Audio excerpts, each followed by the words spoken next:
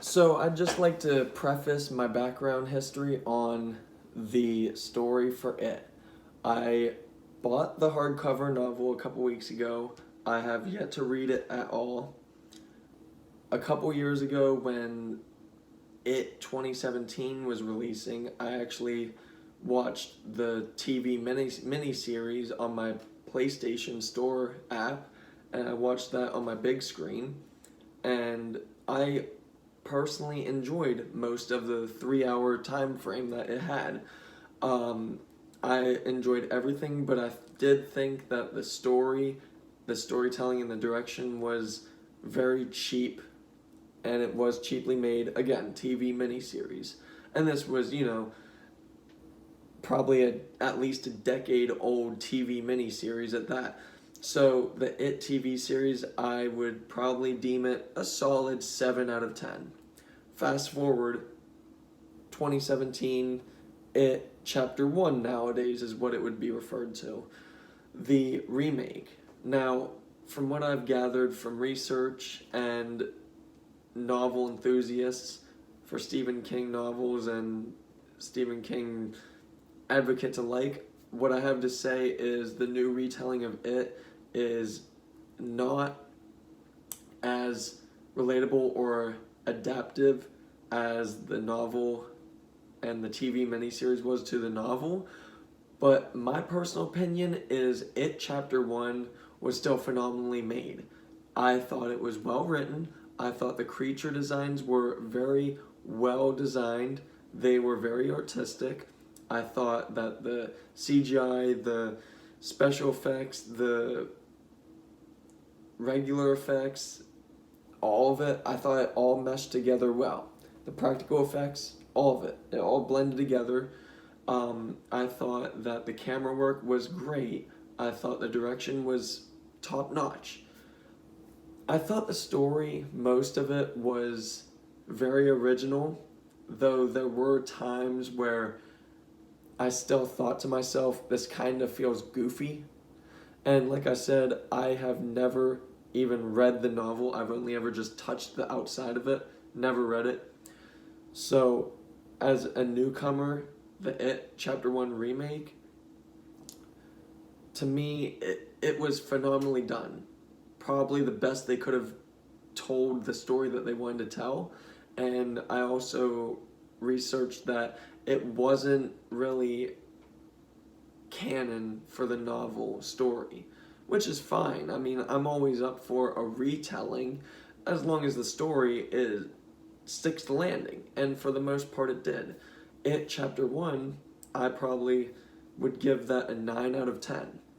So now fast forward, actually not just 2 years later, about 2.5 years later, I finally got my hands on It Chapter 2.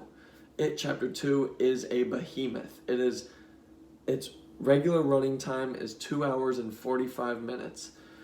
And honestly, the almost 3 hours is worth your time. It is extremely well written, is very, very well made. The art and the CGI and the practical effects, again, it all blends and meshes together very well. The storytelling is phenomenal. Everything about the film itself, how it's made, how it's developed, it all transcended past my expectations. Even the story, I thought the continuation of the story was amazing. With that being said, my faults and gripes for It Chapter 2 lie in the storytelling, the narrative, the plot devices. For example, there were way too many jump scares, and they weren't even effective at all. They weren't properly well done. There was maybe one that was supposed to be taken as a jump scare in a mental asylum, but it ended up meshing with like an artistic way of horror. It kind of wanted to blend. It wanted to be a jump scare, but then it ended up being like an original take on a jump scare, but ultimately it didn't work. So the horror in this film, while it's still very atmospheric and the aesthetics are actually very wonderfully implemented, the jump scares are a problem. They are throughout the entire film. But honestly, that's practically the only gripe I have towards this film. I think it was, again, well written, it was well directed, the cinematography was actually really good, it was really well done. I thought that there was really no plot armor, and that's weird for me to say because most horror films have an abundance of plot armor, and this really doesn't. I do think that the storytelling techniques and narrative within the story, the other plot devices worked very well. Like Pennywise actually getting in the minds of not just other bad people in the world, but also getting in the minds of the protagonists and other antagonists and everybody, essentially. I thought that the characters, James McAvoy, Bill Hader, the actors, they did a wonderful job continuing the storyline of the little young kids 27 years later, and I thought they were all on point with portraying adult figures of their young counterparts. I have to say though, if you've ever watched The Wire, Ziggy from season 2, he's actually a character, an actor that plays a character in this. He actually plays as Andy, and I would have to say he actually performs that role the best in this entire film. And that's not a knock on any of the other actors or actresses. I think they all do their part very well. But Andy, he definitely embodied that character. And it just, I love when actors and directors and writers, I love when you can feel the heart and soul coming out of their art, and I love that. A couple more gripes I have with It Chapter 2 is, while It Chapter 1 had very original artistic designs for the creatures, It Chapter 2, they were more on the average to bland side. They were basically just mummies through most of them, either mummies or zombies or mummified zombies. It didn't really pan well for me.